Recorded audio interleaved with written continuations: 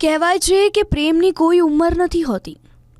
આવી જ કંઈક ઘટના ઉત્તર પ્રદેશથી સામે આવી, જ્યાં સિદ્ધાર્થનગર જિલ્લાના સદર પોલીસ સ્ટેશન વિસ્તારના મહારિયા ગામમાં એક અનોખું પ્રેમ પ્રકરણ આજકાલ ચર્ચાનું કેન્દ્ર બની ગયું।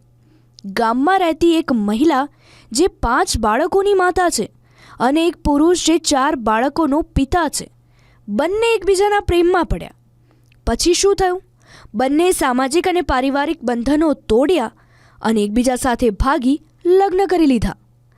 આ પ્રેમ પ્રકરણ તો ત્યારે સામે આવ્યું કે જ્યારે ગોપાલે એટલે કે ભાગેલા પુરુષે 5 એપ્રિલે ફેસબુક પર પોતાના લગ્નના ફોટો શેર કર્યા અને આ ફોટોઝ વાયરલ થતાં જ આખા ગામમાં ચર્ચાનો વિષય બન્યો। क्या है पूरा? हाँ, शादी कैली नहीं। कब किया कुछ पता है आपको? अब पता है, ये 5-6 दिन में हुआ था। कैसे पता चला आपको? व्हाट्सएप पे आया है। तो व्हाट्सएप पे? हाँ, व्हाट्सएप पे आया है। जयमाल माला पहन के शादी किए हैं। अच्छा। हाँ, हमसे चोरी किया है। हाँ।